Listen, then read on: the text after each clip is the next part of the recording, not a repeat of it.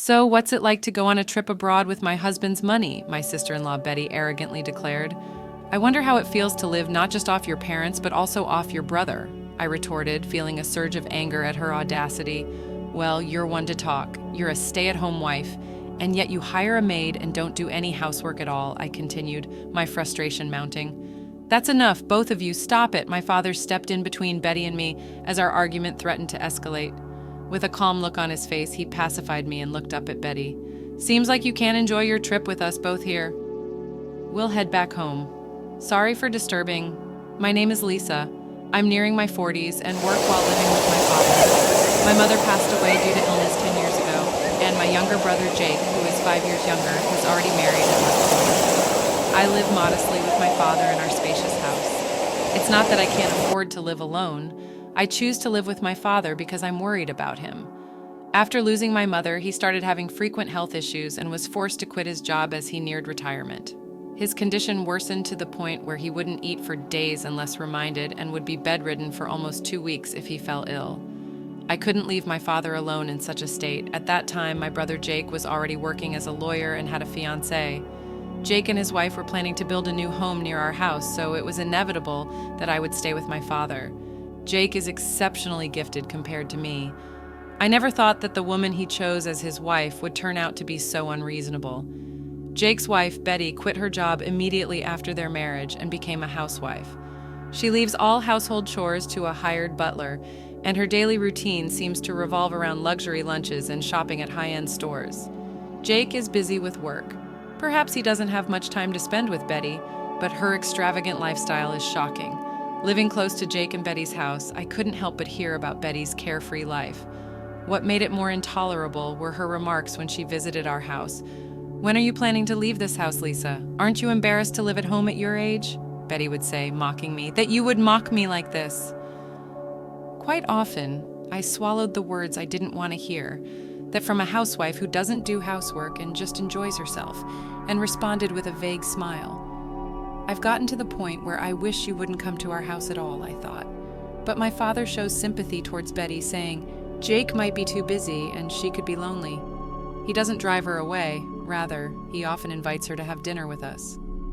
I wish Jake and my father would share some understanding of the emotional toll this is taking on me, I thought. But when I see my father, unbothered by Betty's audacious attitude, smiling while eating with her, I can't help but think that as long as he's happy, that's all that matters. Why on earth did Jake marry such a woman, I often wondered. But I suppose there are qualities in Betty that only Jake can appreciate, I thought. I purposely ignore Betty's rude remarks and continue eating in silence. That day, as usual, my father invited Betty to have dinner. Jake has been swamped with work lately, and Betty usually helps herself to food left by the housekeeper. My father, perhaps feeling pity for Betty, decided to buy some expensive ingredients and proposed that the three of us have a nice meal together. I wasn't particularly thrilled, but if my father insisted, I didn't have a choice. I bought ingredients from the supermarket in town and managed to whip up some dishes I'd never cooked before. My father, who had been losing his appetite, was delighted and laughed, saying, "I'm particularly hungry today." Betty arrived significantly past the agreed-upon time, sank into the dining table chair without so much as a decent greeting. The dishes I had prepared were lined up in front of her. "Now that we're all here, let's eat," my father cheerfully suggested. Betty didn't seem pleased. She poked at the food with her fork, heaved a big sigh, and said, "Do you think I can eat something that looks this unappetizing?" Eddie shot me a look of contempt as she glanced at the small dishes. I stared back at Betty, then turned to my father in surprise. My father also looked surprised, his mouth agape as he looked at Betty. "Well, it may not be as good as the meals your housekeeper makes, but Lisa made this from scratch. Can't you be a bit more polite?" My father-in-law sternly rebutted. Betty immediately pulled a sour face. "I never said I wanted to eat with you guys. I'm helping you make some memories, and you serve me something that looks so unappetizing." "Can't you consider my feelings a bit?" Betty complained. "What do you mean by making memories?" I muttered, but Betty picked up on it quickly. Betty looked down on me and my father, smirked, and said something unthinkable. "Well, your father won't live much longer, right? I'm the diligent daughter-in-law keeping him company, so I expect a generous inheritance," Betty said, her words leaving both my father and me speechless. The living room fell silent. Could this really be the woman that the intelligent Jake chose to marry, I thought? Discussing inheritance before someone's even passed away. There's something wrong with that. You're going to live for many more decades. Before I knew it, I was shouting, "Don't talk about inheritance like that." Dad may be just another person, but he's family to me. He's also the same to Jake. He's the only living relative left for us who lost our mother. My father gently held me back as I leaned over the table, panting heavily. I slowly sat back down, my anger towards Betty still swirling inside my chest. With a deep breath that seemed to pierce my father's mood, I felt my pent-up emotions deflate. "I'll pretend I didn't hear what you just said," my father said in an emotionless voice. Immediately, Betty's scoff came flying. "All I did was state the facts. I don't want the inheritance taken away by a woman who's still living in her parents' house." Betty's words were so refreshingly straightforward. I no longer had the energy to be angry. She bravely rehashed what my father had tried to let slide and threw her demeaning words and actions at us. "I'll leave this rundown house to you, sister-in-law. Looks like you won't be losing your place to live," Betty's true laughter echoed. I wanted to retaliate with a complaint, but when I saw my father quietly shaking his head, I swallowed my words. My father was too lenient with Betty. Even though she might be lonely with Jake, often busy with work, it's not right to sympathize with an adult who can't tell what's appropriate to say and what's not. My father looked at my face and muttered softly, "She's the one Jake chose." My father smiled with a hint of sadness. He looked like a father dealing with a troublesome daughter, and also like a man completely worn out by life. I couldn't say anything when I saw my father's face. I had things to say to both my father and Betty, but I wanted to know what Jake thought about all this more than anything. Does Jake know about Betty's behavior? If he's aware of it and just letting it slide, I have to say something as his sister. In the end, Betty barely touched the food I made and left early after a brief conversation. Only my father and I were left in the large living room. Creating memories, huh? Maybe she's right, I quietly exhaled as I noticed my father's figure suddenly seeming smaller when he murmured that. Due to Jake's suggestion, our family decided to go on a trip to France. My father wanted to go to France while he could still walk on his own, so Jake and I planned the trip. Of course, I initially asked Jake to take Dad and go on the trip with just the three of them, without me. Betty would always make snide comments toward me if I was present. I didn't want to ruin the cheerful atmosphere of the trip. However, Jake insisted that it would be best to have someone who usually observes father's condition, so he ended up purchasing 4 tickets. I reluctantly agreed to accompany them on the trip to France. And as I expected, Betty was in a bad mood the whole time and didn't exchange a single word with anyone on the plane. Once we landed, we went straight to the heart of Paris and enjoyed sightseeing. My father was unbelievably energetic, exploring everywhere. Betty seemed to lighten up a bit when Jake bought her a brand-name bag. She walked arm in arm with Jake, but I couldn't help but notice that Jake didn't look particularly happy at that moment. I accidentally made eye contact with Betty. She glared at me so fiercely that my heart jumped. "By the way, why is Lisa here with us?" Betty confronted me. "I asked her to come in case something happens to Dad." "We need someone who can handle it." Jake tried to step in to help, but it seemed like his words didn't reach Betty. She kept staring at me, snickering. "What's it like to go on a trip overseas with my husband's money? Airfare isn't cheap, so don't be extravagant," Betty said arrogantly. "We're staying in a suite at the hotel, but it would be fine for Lisa to sleep outside, right?" Jake called Betty's name sharply, trying to stop her, but she didn't listen.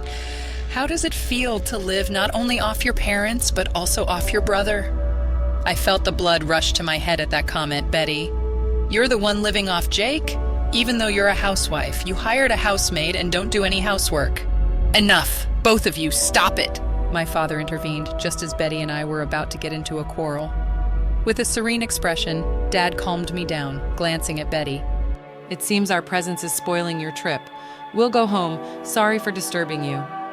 Lisa, could you check the bus schedule to the airport?" Without anger or distress, he calmly made his declaration.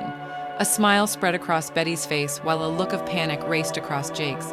"Wait a minute, what should we do when you guys are gone?" Jake had a sudden realization and tried desperately to keep us from leaving. However, once Dad decided to go home, his resolution was firm. He had me check the bus to the airport, and he quickly set off in the opposite direction towards the bus stop. I had no choice but to follow Dad while keeping an eye on my brother and his wife. We'll be just fine without the old man and old lady, but his voice echoed from behind us. I was momentarily angered at Betty for treating my father as an old man, but I had no time to waste on her. I chased after Dad, who was walking ahead, while hearing Jake's cries of anguish and Betty's insults thrown at him. Jake barged into the cafe near the airport where we were having tea, looking desperate. His forehead was covered in an extraordinary amount of sweat, signaling something was amiss. In a frenzy, Jake rushed to our table and bowed his head to us. "I'm sorry about earlier. I'll apologize properly later, but for now, I need help with Betty." Jake bowed deeply, pleading. Dad and I looked at each other in surprise. What happened to Betty? When I asked in place of Dad, Jake began to explain with renewed energy what happened after we left. After we boarded the bus to the airport, Jake and Betty took a taxi to the hotel.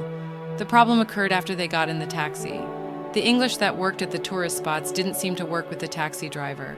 Neither of them spoke French, and they couldn't understand what the driver was saying. The driver was asking them something, but they responded without really understanding. As a result, Jake said that when he paid the money and got off, the driver drove away with Betty still inside. "I can't get through to Betty on the phone. She might have been mugged or something after she was dropped off," Jake said, his face turning pale. Probably figuring it would be faster to rely on us rather than trying to cope on his own and winding up out of his depth. Jake, who doesn't understand French, asked for our help. My father and I can speak French perfectly. Betty appears to think of my father as an old man who can't do anything, but he used to be a French teacher, and I too am a current French teacher. This trip to France was planned by Jake, wanting my father to reminisce about his youth. Once my father arrived in France, he seemed filled with nostalgia and vitality, perhaps remembering his time studying abroad. Since I too had studied abroad in France during my student days, after parting ways with my brother and his wife, we slowly talked about our time studying here. My father listened to the stories with a serious expression and eventually gave a slow nod. "Let's return to the city center. I bet the taxi that dropped you guys off is waiting for its next fare there." With my father's command, we quickly got ready and set off on a journey to find Betty, who had been left somewhere. My father and I split up to look for the taxi that had dropped off my brother and his wife. After returning to the city center, most taxi drivers speak French without resorting to English. Before me, my father found the taxi that had taken them and quickly arrived at the location where Betty was said to have been dropped off. Fortunately, Betty was there, exactly where she had been dropped off, unhurt but slumped over. It was good that she was uninjured, but as soon as she arrived, she seemed to have been pickpocketed and all her bags and belongings were gone, leaving her sitting there penniless. When Betty saw Jake's face, tears welled up in her eyes, but she quickly scowled when she saw us. "What are they doing here, Betty?" He was plainly grumpy, asked Jake, and he sighed heavily. "If it weren't for the two of them, you'd have been left here penniless forever, you know. Show some gratitude." Betty's eyes rounded in doubt. "What do you mean?" "Without them, our trip would have been a disaster. You and I, we can't speak French. That's why we ended up like this. But these two are different. Both are French teachers, far better than me." Betty looked uncomfortable, her gaze flitting over to us. A bad thought sprouted in me, and I dropped the quiet words to Betty. "If we hadn't found you, you might have been sleeping rough here." Betty bit her lip in frustration, and also the expenses for the trip were split equally between Jake and me. How's that an overseas trip fully enjoyed on the money of an old lady living at her parents'? At this, Betty's shoulders began to shake. "It's your father's money anyway, isn't it?" To Betty's counter-argument, my father gently shook his head. "I didn't do anything, Lisa and Jake. They're doing well on their own. They're my pride and joy." Just when I thought Betty was glaring at me intently, she fell silent without saying a word. Even though she had been helped, she didn't utter a single word of thanks. I had a mountain of things I wanted to say to her, but my father, whispering, "Take it easy," made me hold back and keep my mouth shut. For Betty, this must have been an incredibly humiliating event. She must not have expected to be saved by the one she had been looking down upon. Even Jake seemed fed up with Betty's stubborn antagonism towards us, his face showing clear signs of frustration. "Well, now that the issue has been resolved, shall we resume sightseeing?" "Let's go to a restaurant I used to frequent when I was studying here," my father suggested cheerfully. At my father's bright words, the family was once again united. We ignored the depressed Betty and thoroughly enjoyed our trip in France. Upon our return to the States, Jake was constantly apologizing to us, and he surprisingly and abruptly divorced Betty. Shocked, I asked him why. They had married in the first place. Apparently, Jake had married Betty because she claimed to be pregnant and insisted he take responsibility. After they married, it turned out that her claim of being pregnant was a lie. However, Jake said he couldn't easily file for divorce due to concerns about his public image. However, his patience with Betty, who looked down on my father and me, had run its course, leading him to decide on the divorce. After the divorce, Betty was kicked out of their new home and couldn't continue her life as a housewife anymore. Of course, there was no maid to take care of the housework for her. What's more, due to a pickpocket incident during our trip to France, Betty ended up losing half her assets. She must be working hard, breaking a sweat by now. My father, remembering his younger days during our trip to France, became noticeably more cheerful and lively. I quit my long-term teaching job at school and am now busy running a French language school at home. After some renovations, I'm hoping that my father will also teach French in our school someday. Our dreams as a family continue to expand.